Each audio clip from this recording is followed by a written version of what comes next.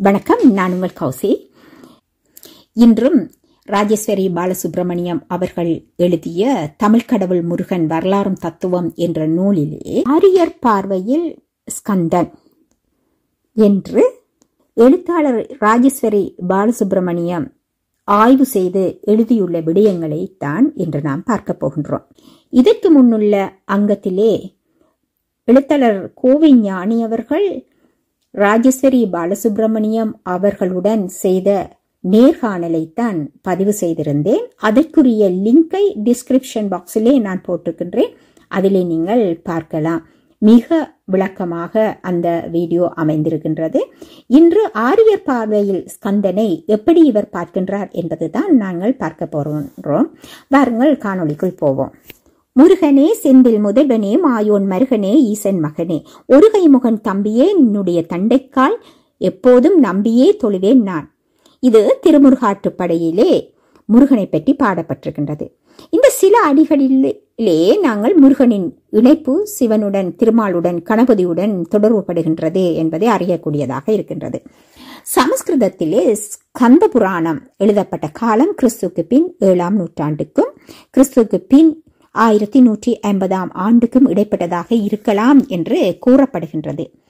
இந்தியாவிற்கு ஆரியரின் வருகை கிறிஸ்துக்கு முன் 4000 முதல் கிறிஸ்துக்கு முன் 1550 ஆண்டுகளுக்கு இடைப்பட்டதாக இருக்கலாம் என்று கருதப்படுகிறது. இருப்பினும் இந்தியாவிற்கு ஆரியரின் வருகை பற்றி பலதரப்பட்ட கருத்துக்களும் விவாதங்களும் நடந்து கொண்டிருந்தமை மறுப்பதற்கு இல்லை. அவர்கள் வரும்போது இங்கிருந்த பூர்வீக குடிகள் பலதரப்பட்ட கூட்டங்களாக பரவி வாழ்ந்திருக்கின்றனர் என்பதற்கு மொஹஞ்சதாரோ, ஹரப்பா அகழ்வாய்வுகளில் கிடைத்திட்ட அரும்பொருள்கள் சான்று கூறுகின்றன. இவ்விரு இடங்களிலிருந்து கண்டெடுக்கப்பட்ட தொல்லியல் சின்னங்கள் ஆரியர் வருகைக்கு முன் ஓர் ஒழுங்கான வளர்ச்சியடைந்த சமுதாய அமைப்புடைய குழுக்கள் இருந்தன என்பதற்கு சான்று பகர்கின்றன. இவற்றின் காலம் குறைந்தது கிறிஸ்துக்கு முன் 2500 ஆண்டுகள் என கருதப்படுகின்றது. ஆரியர் படைத்த தொன்மக் கதைகளில் மூலங்கள் அவர்களுடைய வருகைக்கு முன்னரே இந்தியாவில் வாழ்ந்த பூர்வீக குடிகளின் மரபு வழி கதைகளாக இருக்கலாம். முருக வழிபாட்டை பொறுத்தவரையில் முருகன் முழு முதல் கடவுளாக காட்டப்படுகின்றான். ஆனால் ஆரியர் கடவுளர் எவரும் பரம்பொருளாக காட்டப்படவில்லை. வெறும் கடவுளாக மட்டுமே காட்டப்பட்டுள்ளனர் என்பதை இங்கு கருத்தில் கொள்ள வேண்டும். ஐம்பெரும் பூதங்களுள் பெரிய சக்தியாக சூரியனை ஆரியர்கள் உயர்த்தி காட்டுகின்றனர். இருப்பினும் உலகத்தில் உள்ள அனைத்து ஆதிக்குடிகளை போன்றே ஆரியரும் சூரியனை முதன்மைப்படுத்தி இருக்கின்றனர் என்பது கருத்தில் கொள்ள வேண்டிய ஒன்றாகும். திராவிடரின் உருவ வழிபாடு இயற்கைக்கு சுயமை கொடுத்த நாகரிகத்தை காட்டுகிறது. ஆரியர்களின் வழிபாட்டு முறை திராவிட வழிபாட்டு முறைக்கு நேர் எதிரானது. அதாவது ஆரிய வழிபாடு திறந்த வெளியில் நெருப்பு எரித்து வேள்வி ஏற்றும் சடங்கு நிகழ்வாக அமைந்திருந்தது.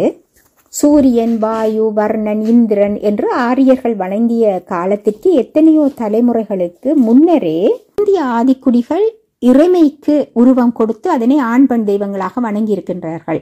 மனிதத்தை தெய்வமாக படைக்கும் மனப்பாங்கு இது என்று கருதலாம். ஆரிய வழிபாட்டில் திருமூர்த்திகளாக சூரியன், வாயு, இந்திரன் ஆகியோரை குறிப்பிடுகின்றனர். ஜான் டாவ்சன் 1992 எழுதப்பட்டிருக்கின்றது என்று அடையாளம் காட்டியிருக்கின்றார். காலப்போக்கில் இத்திருமூர்த்திகள் இந்திய ஆரியர்களின் கடவுளர்களாக சிவன், விஷ்ணு இருவருடனும் இணைக்கப்படுகின்றார்கள். ஆரியர்கள் வந்தபோது இந்தியா முழுவதுமே பரவி கிடந்த மக்கள் கூட்டம் ஒரு விதமான இனத்தாராகவோ ஒரே விதமான கடவுளை வழிபடுபவர்களாகவோ இருந்ததாக எந்த தடயமும் இல்லை. சிவ வழிபாடு போல் கிருஷ்ண வழிபாடும் மிகவும் தொன்மையானது என்பதற்கு தடயங்கள் உண்டு. பல தரப்பட்ட தொல்குடிகளின் வழிபாடுகள் இந்தியா மட்டுமல்லாது உலகம் முழுவதும் உள்ள குடிகளின் வழிபாடுகளில் ஒரு விதத்தில் ஒற்றுமை உடையதாகத்தான் இருந்திருக்கின்றன. உருவ வழிபாடுகள் ஒரு இனத்தின் நம்பிக்கையில் தான் வளர்ந்திருக்கின்றன. தொன்மங்கள் என்று நாம் கொண்டாடும் கடவுளர் கதைகள் ஒரு காலத்தில் தொல்குடிகளின் நாடோடி கதைகளாக இருந்திருக்கலாம். இந்த நாடோடி கதைகள் அந்தந்த தொல்குடிகளின் நம்பிக்கை, அச்சம், எதிர்பார்ப்பு, இழப்புக்கள், வீரம், சோதனை, சாதனை என்பவற்றின் அடிப்படையில் அமைந்திருக்கலாம் என்று அறிஞர்கள் கூறுகின்றார்கள். இத்தொன்மை கதைகளை ஆராய்கின்ற போது அவற்றை ஒரு சமுதாயத்தின் வரலாறாக ஆராய்வதா, அல்லது சமய வளர்ச்சியின் அடையாளங்களாக ஆராய்வதா, அல்லது இந்த கதைகள் அவர்களின் மொழி வளர்ச்சியை காட்டுவதாக ஆராய்வதா, அல்லது அந்த சமுதாயத்தின் மனநிலையை விளக்குகிறதா என்றுதான் நோக்க வேண்டும். இந்த நூலில் முருக வரலாற்றை ஆராய்கின்ற போது தமிழர்களின் மொழி வளர்ச்சியையும் சுயமையையும் ஆராய வேண்டியுள்ளது. தமிழர்களின் சுயமை என்று குறிப்பிடுகின்ற போது முருக வழிபாடு எந்த அளவிற்கு தமிழர்களது தொன்மையை, வாழ்க்கை முறையை, மரபுகளை, சடங்குகளை வெளிப்படுத்துகிறது என்று பார்க்க வேண்டும். தமிழர்களின் அறிவு, வீரம், செல்வம், ஆளுமை, அன்பு, கௌரவம் என்று 6 கூறுகளையும் 6 முகங்கள் என்று முருகன் வெளிப்படுத்துகிறான். தமிழர்களுக்கு முருகன் கலியுக வரதனாக இருக்கிறான். தமிழர்களின் வரலாறு எவ்வளவு தொன்மையானதோ அதே போல முருக வழிபாடு மிக தொன்மையானதாக இருந்திருக்க வேண்டும். தமிழர்கள் நிலத்தை வணங்கிய வேளாண்மையாளர், படைப்பின் முகாமையை முதன்மைப்படுத்தியவர்கள் என்பதற்கு இலிங்க வழிபாடு, யோனி வழிபாடு ஆதாரங்களாக இருக்கின்றன. அதாவது படைப்பின் உயர்வை தொழுதோர் தொன்மை திராவிடர். ஆரியர் வருகைக்கு முன்பே இந்தியாவில் சிவ வழிபாடு இருந்தது என்பதற்கு எத்தனையோ ஆதாரங்களை அறிஞர்கள் கண்டறிந்து வெளிப்படுத்தி இருக்கின்றனர். ஆரிய கடவுளர்களான அக்கினி, வாயு, இந்திரன் என்போர் காலப்போக்கில் முகாமை இழந்து பிரம்மா, விஷ்ணு, சிவனாக மாற்றம் பெற்றனர். இந்த கருத்தை எதிரொலிப்பது போல வெண்டிடோனிகர் ஃபிளாஹெர்டி என்பார் எனும் தம் நூலில் கீழ் வருமாறு அவர் பதிவு செய்திருக்கிறார் என்று எடுத்துக்காட்டியிருக்கிறார். ஒரு விதத்தில் பார்த்தால் எல்லா இந்து இதிகாச கதைகளும் ஒன்றுக்கொன்று வேறுபடுவது போன்றிருக்கின்றது. இன்னொரு விதத்தில் பார்த்தால் எல்லா கதைகளுமே ஒரே மாதிரியாக தோன்றும். இந்த கதைகளில் கடவுளர்களின் வரலாறுகள் எத்தனை ஆழமாக இருந்தாலும், வியக்கத்தக்கனவாக இருந்தாலும், முன்னுக்கு பின் முரணான தகவல்களை கூறுவன போலிருந்தாலும், எல்லா கடவுளர்களும் பிரபஞ்சத்தின் அனைத்து எல்லைகளையும் தாண்டியவர்களாகவே இருந்திருக்கின்றார்கள். முன்னுக்கு பின்முரணான தத்துவங்களை நிறைய உள்ளடக்கியதுதான் இந்து சமயம். இந்து சமயம் என்றால் என்ன என்று ஒரு சாதாரண மனிதன் வினவினால் ஒட்டுமொத்தமாக ஒரு தத்துவத்தை கூற முடியாத அளவிற்கு குழப்பங்களை கொண்டது இந்து சமயம். 20ஆம் நூற்றாண்டு இந்திய அறிஞர்களுள் ஒருவரான ராகுல சாங்கிருத்தியானன் காலப்பகுதி 1893 தொடர் 1963 வரை இருக்கின்றது. இந்திய சமய தத்துவங்களை பற்றி கனியாளி ஜூலை 1993 பத்திரிகையில் சொல்லப்பட்டிருக்கின்றது. நம் பௌதிக அடிமைத்தனத்துடன் நம் புத்தி, சிந்தனை, பகுத்தறிவு கூட அடிமை தலையில் கட்டப்பட்டிருக்கின்றன. பொய்யும் புனை சுரட்டுமாக பழம்பெருமை பேசுதல், மந்திர தந்திரங்கள், சோதிடம், ஆருடம், இவற்றுள் ஊறியிருக்கும் விசுவாசம், சாதி சடங்குகள், பிறரை சுரண்டுவதை, ஏமாற்றுவதை, வதைப்பதை சாமர்த்தியமான பிழைப்பாக சிலாகிப்பது, கடந்த கால சமயத்தில் நிரம்பியிருந்த நெறிகேடுகளை மறைத்து நிகழ்காலத்தை சாடுவது, புராண கிரந்தங்களையும் மகரிஷிகளையும் மகாராஜாக்களையும் ஆச்சாரியர்களையும் கண்மூடித்தனமாக போற்றுவது, நாடுகளில் நிகழ்வதை உதாசீனப்படுத்துவது, இல்லாத பெருமைகளை ஏறிட்டு கொண்டு பெருமிதம் செருக்குடன் ஆர்ப்பரிப்பது எங்கள் மரபாகிவிட்டிருக்கின்றது என்று அந்த பத்திரிகையில் குறிக்கப்பட்டிருக்கின்றது. இவர் 60 ஆண்டுகளுக்கு முன் குறிப்பிட்டதை இப்போது நடக்கும் மாற்றத்துடன் ஒப்பிட்டு பார்க்கலாம். 20ஆம் நூற்றாண்டு வரை வளர்ந்துவிட்ட இந்த இந்து சமய குளறுபடிகள் ஒரு குறிப்பிட்ட காலகட்டத்தில் மட்டும் மகா விருட்சமாக வளர்ந்து விட்டதா என்று பார்த்தால் பல உண்மைகள் விளங்கும். இந்துக்கள் பெருமையாக சொல்லிக் கொள்ளும் இதிகாசம், புராணம், சாஸ்திரம், வேதம், உபனிஷத், வேதாந்தம், சமய கிருத்தங்கள், காவிய நாடகங்கள், நீதி உபதேசங்கள், சரித்திரம், கலை, கலாசார நூல்கள் முதலான பழம் பெருமை மூட்டைகளில் 75% மடத்தனமான பேத்தல்களும் உதவாக்கரை பிதற்றல்களும் தான் நிறைந்திருக்கின்றன என்று ராகுல்ஜி 6/9/1993 குறிப்பிடுவதை இங்கு ஒப்பு நோக்குக. ஆனால் ஆரியரின் வருகைக்கு முன் இந்தியாவில் பரவி கிடந்த வழிபாட்டு முறைகள் வேறுபட்டனவாக இருந்திருக்கின்றன. ஆண் கடவுளர்களை முதன்மைப்படுத்திய ஆரிய வழிபாட்டுக்கு எதிராக இந்திய ஆதிக்குடிகள் சக்தி தாய் வழிபாட்டில் ஊறியிருந்திருக்கின்றனர். ஆரியரின் வரலாறு கிறிஸ்துவுக்கு முன் 3000க்கும் கிறிஸ்துவுக்கு முன் 1500க்கும் இடையில் தொடங்குவதாக வைத்துக் கொண்டாலும் அதற்கு முன்பிருந்த நாகரிகம் ஆதிக்குடிகளின் நம்பிக்கைகளின் வெளிப்பாடாகவே அமைந்திட காணலாம்.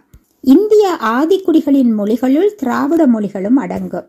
கானப்பான அரவாணனுடைய 1984 அவர் கூறியிருக்கின்ற இந்த கருத்து, அதாவது இந்திய ஆதிக்குடிகளின் மொழிகளுள் திராவிட மொழிகளும் அடங்கும் என்று. திராவிட தமிழரோடு தொடர்புள்ள சிந்துவெளி நாகரிக நினைவு சின்னங்களும் ஒரு காலத்தில் திராவிட பண்பாடு சிறந்து வளர்ந்திருந்தது என்பதை உறுதிப்படுத்துகின்றது. ஒரு நாகரிகத்தின் வளர்ச்சிக்கு அந்த நாகரிகத்துக்கு உரிய மக்களின் மொழி வளர்ச்சி இன்றியமையாதது. ஆனால் சிந்துவெளி நாகரிக பண்பாட்டுடன் தொடர்புட்ட மொழியில் அல்லது மொழிகளின் விவரங்கள் தெளிவாக இன்னும் அறுதியிடப்படவில்லை. சிந்துவெளி நாகரிகத்தில் புலப்படும் ஒரு வளர்ச்சியடைந்த சமுதாயத்தின் முகாமையான மொழிக்கு என்ன நேர்ந்திருக்கும் என்று சிந்திக்க வேண்டியதாக இருக்கின்றது. இருந்தாலும் இந்தியாவின் வடக்கிலிருந்து தெற்கு வரை தமிழர் பரந்து வாழ்கின்றார்கள் என்பதை ஒட்டுமொத்தமாக தள்ள இயலாமல் இருக்கின்றது. ஆரியரின் இருக்கு வேதம் கிறிஸ்துவுக்கு முன் 1200 எழுதப்பட்டதாக கூறப்படுகிறது. இந்த வேதத்தில் வேள்விகள் பற்றிய விளக்கங்கள் இருப்பதாக சொல்லப்படுகிறது. ஆரியரது சமஸ்கிருதம் இந்திய ஐரோப்பிய மொழிகளின் அடிப்படையில் அமைந்தது என்றார்கள். இது கிரேக்க லத்தீன் மொழிகளுடன் நெருங்கிய தொடர்புள்ளதாக கருதப்படுகிறது. எனவே அவர்கள் படைத்த கடவுளர்களும் கிரேக்க லத்தீன் நாகரிகத்தின் வெளிப்பாடுகளாக இருப்பதில் வியப்பொன்றும் இல்லை. ஸ்கந்தனையும் இந்த அடிப்படையில் உருவாக்கியிருக்கலாமோ என்ற கோணத்திலும் ஆராயலாம். எடுத்துக்காட்டாக, கிரேக்க இதிகாசத்தில் மேன்மை மிகு கடவுளான ரோமானிய பண்பாட்டில் ஜூபிட்டராக வழிபடப்படுகிறார். ஆரியர்களின் கடவுளான இந்திரனுக்கும் மேற்பட்ட கிரேக்க ரோமானிய கடவுளர்களுக்கும் நிறைய ஒற்றுமைகள் காணப்படுகின்றன. எடுத்துக்காட்டாக, ஜியஸ் விண்வெளி கடவுளாக வணங்கப்படுகிறார். ஆரிய வேதங்களில் இந்திரன் தேவலோக கடவுளாக கருதப்படுகிறார். ஆரிய கதைகளிலே வருகின்ற இந்திரன் போல் ஜியஸும் எத்தனையோ பெண்டிரை தேடி அழைகிறார், எத்தனையோ குழந்தைகளுக்கு தந்தையாகிறார்.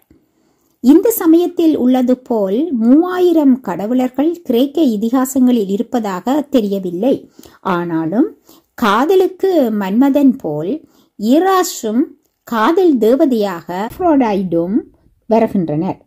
இத்தேவதையே ரோமனின் கற்பனைகளில் வீனஸ் என்ற பெயரில் வலம் வருகின்றார்.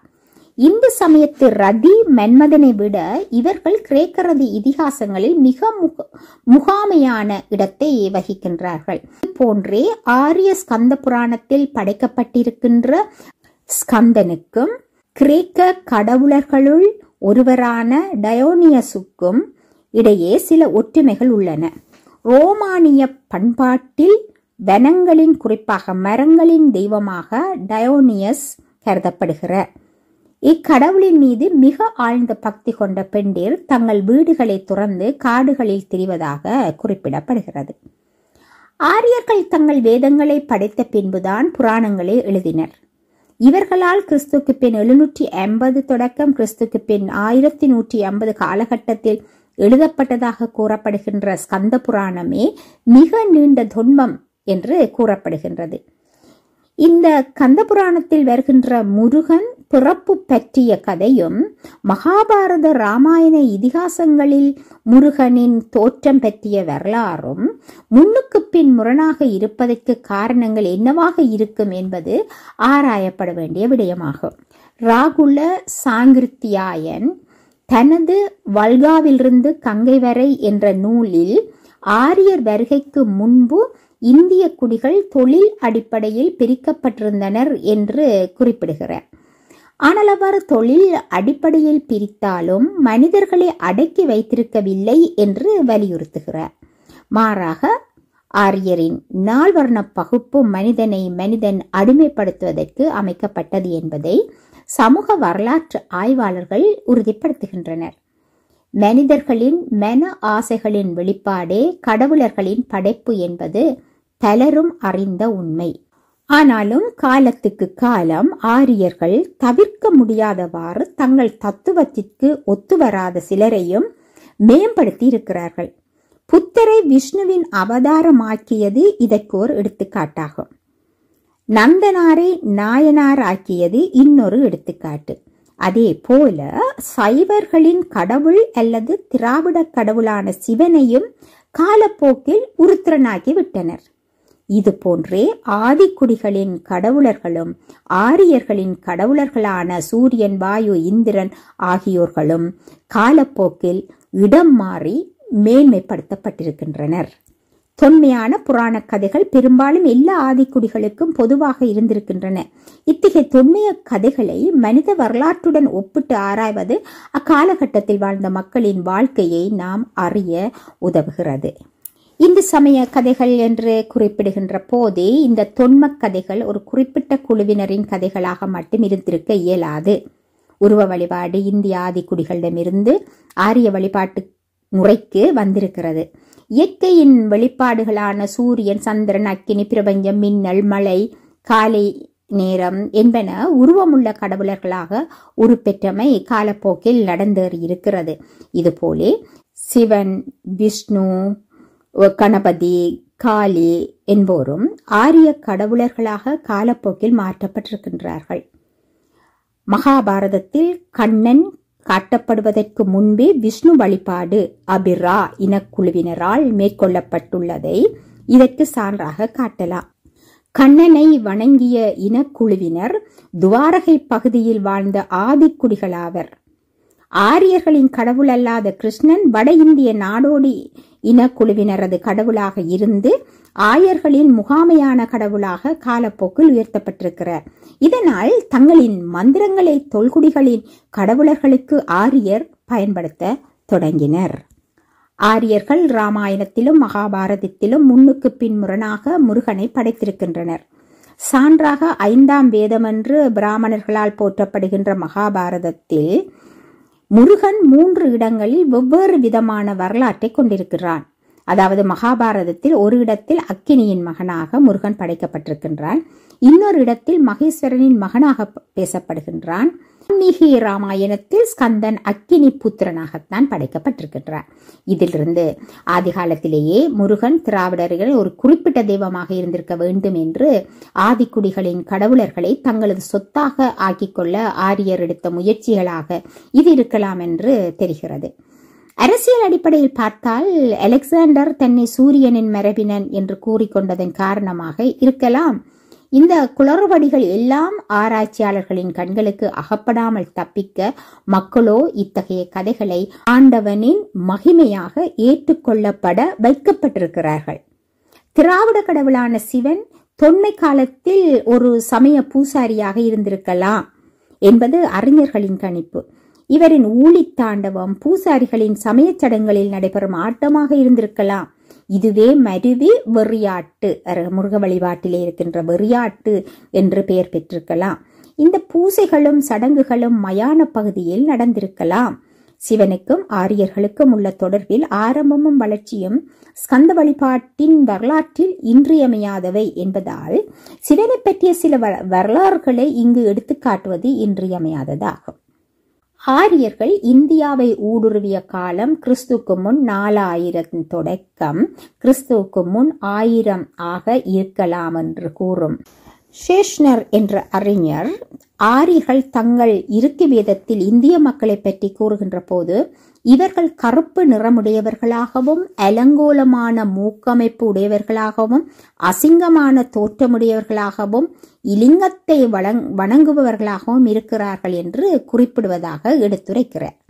இதிலிருந்து இலிங்க வழிபாட்டிற்குரிய சிவன் ஆரியரின் வருகைக்கு முன் எத்தனையோ 1000 ஆண்டுகளாக இந்திய மக்களின் வழிபாட்டில் இடம்பெற்றிருக்கிறார் என்று தெரிகிறது. இத்தகைய சிவன் ஆரிய கடவுளாக மருவியது காலப்போக்கில் நடந்தேறியது.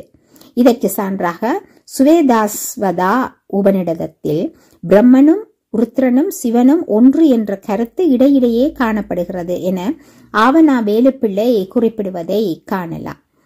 வேள்வியில் அக்கினியை தூதுவனாக்கி 33 தேவர்களும் குதிரை முதலிய மிருகங்களை கொல்லவே வேள்வி நடத்தினர். சிவ வழிபாடு தொடக்கம் பெறுவதற்கு முன்பு அக்காலத்தில் நடந்த சமய மாற்றங்கள் என் நிலையில் இருந்தன என்று அறிவது முகாமையாகும். இவ்வாறு வேள்வி செய்தோர் தாம் விரும்பிய செல்வங்கள், புத்திரப்பேறு, நீண்ட வாழ்வு, சத்துரு வெற்றி முதலியவற்றை வேண்டினர். ஆரிய வழிபாடு ஆண்களின் மேன்மையில் உருவாகின. காலப்போக்கில் ஆரிய வழிபாட்டு முறையிலே அக்கினிக்கு பலியிடுகின்ற போது உருத்திரனுக்கும் ஒரு ஒதுக்குப்புறத்தில் பலிகளிட்டு பூஜை செய்தனர் என்கிறார் ஆவண்ணா வேலுப்பிள்ளை. சைவம் மருவிய இந்து சமயம் கிறிஸ்துக்கு முன் 8ஆம் நூற்றாண்டு காலகட்டத்தில் தொடங்கியிருக்கலாமா என்ற கேள்வி நியாயமானதே. கிறிஸ்துக்கு முன் 6ஆம் 7ஆம் நூற்றாண்டுகளில் இந்திய துணைக்கண்டத்தில் மட்டுமல்லாமல் உலகின் பல பகுதிகளிலும் மனித சிந்தனையில் சமயம் முகாமையான இடத்தை பெற்றுள்ளது. நீண்டகால ஆரியர்களின் வழிபாடுகள் அவர்களது தேவ மொழியான சமஸ்கிருதத்திலேயே நடத்தப்பட்டன. சாதாரண மக்களுக்கு தெரியாத மொழியில் ஆரியர்கள் மந்திரங்களை சொல்லி தங்களை பூலோக தேவர்களாக பிரகடனப்படுத்தி கொண்டனர். இவ்வாறு தங்களது சமய ஆதிக்கத்தை மேம்படுத்திய ஆரியர்களுக்கு சமண புத்த சமயங்களில் வளர்ச்சிகள் எதிர்த்தாக்குதல்களை தருவனமாக அமைந்திருக்கலாம். இந்தியாவில் மகாவீரர் கிறிஸ்துக்கு முன் 6ஆம் நூற்றாண்டிலே சமண மதத்தை தோற்றுவித்த காலத்தில் கௌதம புத்தரின் பௌத்தமும் தலையெடுக்க தொடங்கியது. அதே காலகட்டத்தில் கிரேக்க நாட்டில் சாக்ரட்டிஸும் சீனாவில் கன்ஃபியூசியஸும் தோன்றினர். இந்த அறிஞர்கள் அனைவரும் சமயம் என்ற பெயரிலே சமயவாதிகள் செய்யும் மோசடிகளை மக்களுக்கு எடுத்து காட்டினார்கள். இந்தியாவிலே பௌத்தமும் சமணமும் மனிதத்தன்மையை மேம்படுத்தும் முறையில் வளர்ந்தன. சமணத்தையும் பௌத்தத்தையும் தழுவிய மக்களை கவர அக்காலகட்டத்தை கடவுளின் படைப்பு ஒன்று இன்றியமையாததாக இருந்திருக்கலாம். அதாவது பாமர மக்களை கவர மிகவும் மேன்மையான கடவுளர்களை உண்டாக்குவது இன்றியமையாததாக இருந்திருக்கலாம். அந்த கடவுள்கள் ஆரிய சிந்தனையில் தோன்றிய ஸ்கந்தன் என்றும் ஒரு அணுகுமுறையிலே கொள்ளலாம். ஆரியர்கள் தமது வேள்விகளின் போது உயிர்பலி கொடுத்தனர். இவ்வாறு உயிர்பலி செய்வதை எதிர்த்து மகாவீரரும் புத்தரும் அகிம்சை பற்றி மக்களுக்கு போதித்தனர். இதனால் கடவுளர்களுக்கு பரிசுகள் கொடுத்து வாழ்க்கையில் மேன்மை அடையலாம் என்ற ஆரிய தத்துவத்திற்கு அகிம்சை நெறியை கடைபிடித்து தூய வாழ்க்கையை நடத்தினால் உய்வடையலாம் என்ற சமண பௌத்த போதனைகளுக்கும் இடையில் சமய எழுச்சிக்கான தத்துவ புரட்சி நடந்துள்ளமையை அறியலாம். இத்தகைய தத்துவ புரட்சியிலிருந்து பாமர மக்களை திசை திருப்ப ஆரியர்களுக்கு புராணங்கள் தேவைப்பட்டன. மேலும் அக்காலகட்டத்தில் சமஸ்கிருதமும் கடவுள் மொழியாக இருந்ததற்கு எதிரடையாக சமணர்கள் மக்களின் மொழியாகிய பிராகிருதத்திலும் பௌத்தர்கள் தங்கள் பாலி மொழியிலும் தத்துவ கருத்துக்களை பரப்பினார்கள். இதனால் சமண பௌத்த சமயங்களின் வளர்ச்சி மக்களிடையே மிக வேகமாக பரவியது. இதே காலகட்டத்தில் பல புராணங்கள் எழுதப்பட்டன. மக்களை தம்பயம் வைத்துக் கொள்ள எந்த அளவிற்கு கடவுளரை மேம்படுத்தி எழுதலாம் என்பதற்கான வெளிப்பாடே ஸ்கந்த புராணம். இப்புராணத்தில் ஆரியரின் முகாமையான கடவுளான அக்கினியின் உதவியுடன் காலகட்டத்திலே இந்தியா முழுவதும் பரவி கிடந்த கடவுளான சிவனுக்கு மகனான ஸ்கந்தன் காட்டப்படுகிறார். ஆரிய தத்துவங்களில் ஆண் கடவுளரே முதன்மையாக இடம்பெறுகின்றனர். இதன் வெளிப்பாடே ஸ்கந்தனுக்கு தாய் இல்லை என்று மேற்படி புராணத்தில் காட்டப்பெற்றிருக்கின்றது. சைவ சமய நம்பிக்கையான யோனி இலிங்க வழிபாட்டிற்கும் மனித இனப்பெருக்க முறைக்கும் எதிர்மறையானது ஸ்கந்தன் உருவாக்கம் என்பதை இங்கு கருத்தில் கொள்ள வேண்டும். ஆரிய வேதங்களில் எத்தனையோ தொன்மக்கதைகள் முன்னுக்கு பின் முரணாக இருப்பது போல் உலகில் முதல் படைப்பு யார் என்பதும் கேள்விக்குறியாக இருக்கிறது. உலகின் முதல் படைப்பு யமன், சூரியனின் மகன் என்று சில இடங்களில், வேறு சில இடங்களில், அதாவது காலம் கடந்த பாடல்களில் மனு என்றும் குறிப்பிடப்படுகின்றது. வேதங்களின் ஆண் கடவுளர்களுக்கு கொடுக்கப்படும் முதன்மை பெண் தெய்வங்களுக்கு கொடுக்கப்படவில்லை. மாறாக திராவிடரிடத்தில் ஆண்களுக்கு சமமான வாழ்க்கை முறை பெண்களுக்கு இருந்திருக்கிறது. தொல்குடிகளிடையே சக்தி வழிபாடு எனும் அம்மன் தாய் தெய்வ வழிபாடு இருந்தமைக்கு ஏராளமான ஆதாரங்கள் இருக்கின்றன. இன்றும் வங்காளத்தில் நிலவும் காளி வழிபாடு, நேபாளத்தின் குமரி வழிபாடு இந்திய தொல்குடிகளினது வழிபாட்டின் மிச்ச சொச்சங்களாகும். ஆரிய கண்ணோட்டத்திலே ஸ்கந்தனின் மூலம் என்னவென்று திட்டவட்டமாக கூற இயலாத குளறுபடி இருக்கிறது. மாறாக தென்னிந்தியாவில் முருகனுக்கு அழுத்தம் திருத்தமான ஒரு குடும்ப அமைப்பு உண்டு. சிவன் இவனது தந்தையாகவும் கொற்றவை இவனது தாயாகவும் வைத்து வணங்கப்படுதல் தென்னிந்திய திராவிட மரபிற்கு உரியதாகும். ஆரியர்கள் இந்தியாவில் ஊடுருவுகின்ற போது நாடோடி வாழ்க்கையையே இவர்கள் மேற்கொண்டிருந்தார்கள். இதற்கு நேர்மாறாக சிந்துவெளி நாகரிகத்தின் எச்சங்களாக விளங்குகின்ற புதை பொருள்களை வைத்து பார்த்தால் அதே காலகட்டத்தில் மிகவும் நாகரிகமடைந்த சமுதாயமும் இந்தியாவில் வாழ்ந்திருக்கின்றது என்று புலனாகின்றது.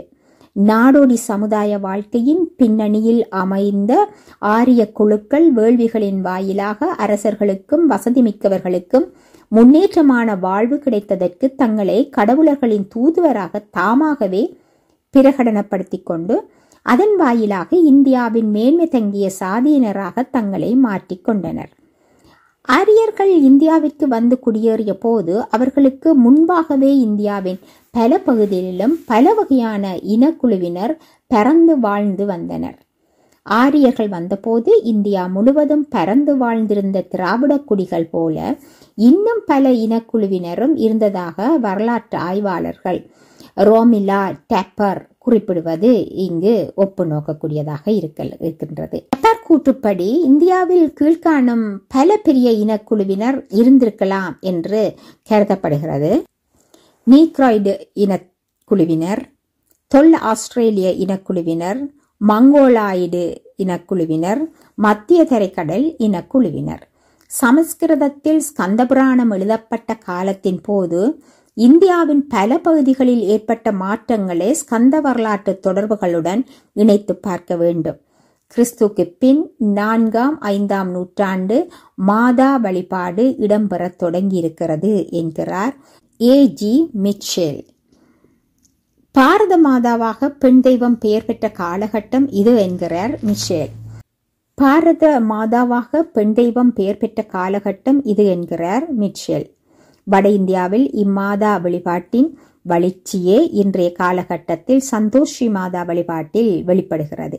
ஆனாலும் புராண கால கடவுளர்களுள் ஆண் கடவுளர்களே முகாமை பெறுகின்றனர். ஸ்கந்தனின் பிறப்பு பற்றிய கதைகள் பல. அவற்றுள் மிச்சேல் விவரிக்கும் கதை பின்வருமாறு. சிவனும் பார்வதியும் தொடர்ந்து காதல் விளையாட்டில் ஈடுபட்டிருப்பதை பார்த்த தேவர்களும் பிற கடவுள்களும் உலகத்தின் பல தேவைகளை முன்னிட்டு இக்காதல் விளையாட்டை நிறுத்துமாறு கூறினராம். அதற்கு சிவன் தான் தன் லீலையை நிறுத்தினால் தன்னுடைய விந்தை வெளியேற்றியாக வேண்டும் என்று சொன்னாராம். தேவர்களும் கடவுள்களும் சிவனின் விந்தை பூமியில் போடச் சொன்னார்களாம். அவ்வாறு சிவன் வெளியிட்ட விந்தை அக்கினி தன்னுள் எடுத்துக்கொண்டாராம். அக்கினி பின்னர் தான் அவ்வாறு செய்ததற்கு வருந்தி சிவனின் விந்தை ஏற்றுக்கொள்ளுமாறு கங்கையை கேட்டாராம். கங்கையும் பின்னர் தனது பாரத்தை தாங்காமல் அந்த பாரத்தை ஏற்குமாறு பிரம்மாவை கேட்டாராம். அதற்கு பிரம்மா அவ்விந்தை கொண்டு போய் வளரும் சூரிய மலை உச்சியில் கொட்டுமாறு கங்கையிடம் கூறினாராம். 10,000 ஆண்டுகளுக்கு பின் அந்த விந்து ஸ்கந்தன் என்ற குழந்தையாக பிறந்ததாம். ஓ ஃப்ளஹார்டி ஸ்கந்தனின் மூலம் பற்றி கூறும் போது அக்கினியும் கிருத்திகை என்ற தேவர்களின் மனைவியர்களுக்கு பிறந்ததாக அக்கினியை குறிப்பிடுகிறார். அதே நேரத்தில் அக்கினியின் குழந்தை ஸ்கந்தன் என்று குறிப்பது சூரியனுடன் தொடர்புடைய இயற்கையின் 6 காலங்களையும் வெளிப்படுத்துவதாகும் என்கிறார் இவர். வெரோனிகா ஆயன்ஸ் ஸ்கந்தனின் பிறப்பு குறித்து பின்வருமாறு எடுத்துரைக்கிறார். கார்த்திகேயன் அல்லது ஸ்கந்தன் என்பவர் போர் தெய்வமாக படைக்கப்பட்டிருக்கிறார். அக்கினி இந்திரன் போன்றோர் பெற்ற இடத்தை இக்கார்த்திகேயன் பிடிக்கிறார். அதாவது கடவுளர்களின் பாதுகாவலராக ஸ்கந்தன் படைக்கப்படுகிறார். கடவுளின் கடவுளாக வேத காலத்தில் இருந்த இந்திரனின் இடத்தை ஸ்கந்தன் பெறுகிறார். இவர் போரில் வெற்றி கொடி பறக்க விடுவதையே விரும்புகிறார். பெண்களின் மீது ஆர்வம் காட்டாதவராக இவர் படைக்கப்பட்டிருக்கின்றார். இவரை வட இந்தியாவில் பிரம்மச்சாரி கடவுளாகவே வணங்குகின்றார்கள். இவரின் கோயில்களுக்கு பெண்டிர் செல்லக்கூடாது. ஆனால் இதே கதையில் முன்னுக்கு பின் முரணாக இவரது பெயர் குமரன் என்றும் இவரது மனைவியின் பெயர் குமாரி என்றும் அல்லது தேவசேனை என்றும் குறிப்பிடப்படுகிறது. மேலும் ஆராய்தற்கு உரியது. ஸ்கந்தன் தோற்றம் பற்றிய இன்னொரு கதையில் பின்வருமாறு கூறப்படுகின்றது. முன்னொரு காலத்தில் அசுரர்களால் தாக்கப்பட்டு இன்னலுற்ற போது சிவன் தவசியாய் இருந்தாராம். இந்திரனும் தனது நாட்டை விட்டு காட்டில் அலைந்து கொண்டிருந்தாராம். அப்போது காட்டிலே யாரோ ஒரு பெண்ணின் அழுகுரல் கேட்டு ஆபத்துக்கு உதவிட சென்றபோது எகசின் என்ற அரக்கனால் ஒரு பெண் துன்புறுத்தப்படுவதைக் கண்டு அவளை காப்பாற்றினான். அந்த அழகிய பெண் தன் பெயர் தேவசேனை என்றும் தனக்கு ஒரு நல்ல கணவன் கிடைக்க உதவி செய்ய வேண்டும் என்றும் இந்திரனிடம் வேண்டினாள். தேவசேனை என்ற பெயருடைய அப்பெண்ணுக்கு கணவனாக அமைய வேண்டியவன் படைபலத்தில் திறமையுள்ளவனாகத்தான் இருக்க வேண்டும் என்று நினைத்த இந்திரன் பிரம்மாவிடம் சென்று உதவி கேட்டார். அதை கேட்ட பிரம்மா சற்று சிந்தித்து, இப்பெண்ணின் கணவனாக வரக்கூடியவன் அக்கினியும் கங்கையும் சேர்ந்து உருவாக்கப்படக்கூடியவனாகத்தான் இருக்க வேண்டும் என்று முடிவு கட்டினார். பின்னர் பிரம்மா 7 ரிஷிகளிடம் சென்று யாகம் செய்யுமாறு கேட்க, அவ்வாறு ரிஷிகள் வளர்த்த யாகத்திலிருந்து வந்த அக்கினி உடனடியாக ரிஷிகளின் மனைவியர் மீது மையலுற்றான். ஒழுக்கத்தில் மேம்பட்ட ரிஷிகளின் மனைவியர் அக்கினியிடம் தங்களை இழக்க மறுத்துவிட அக்கினி காட்டுக்கு சென்று விட்டான். ரிஷிகளின் மனைவியர் மேல் கொண்ட மையலின் தாபத்தில் உருகிக் கொண்டிருந்த அக்கினியை ஸ்வாஹா என்ற தக்ஷஹா முனிவரின் பெண் காதலுற்றாள். ஆனால் அக்கினியோ ஸ்வாஹாவை ஏறெடுத்து பார்க்கவில்லை. இதன் காரணத்தை தனது தந்தை மூலம் அறிந்து கொண்ட ஸ்வாஹா மாறு வேடத்தில் ரிஷிகளின் மனைவிகளாய் அக்கினியை அடைந்தாள். அவ்வாறு ஒவ்வொரு முறை அக்கினியை அடையும் போதும் ஒவ்வொரு ரிஷியின் மனைவி வேடத்தில் சென்றாள். இவ்வாறு 6 முறை வந்து 6 விந்துக்களை அக்கினியிடம் இருந்து பெற்றுக்கொண்டு அந்த 6 விந்து குவியல்களையும் பாதுகாத்து கங்கையில் விட்டாள். விந்து குவியல்கள் 6 முகமுடைய குழந்தையாக உருவெடுத்தது.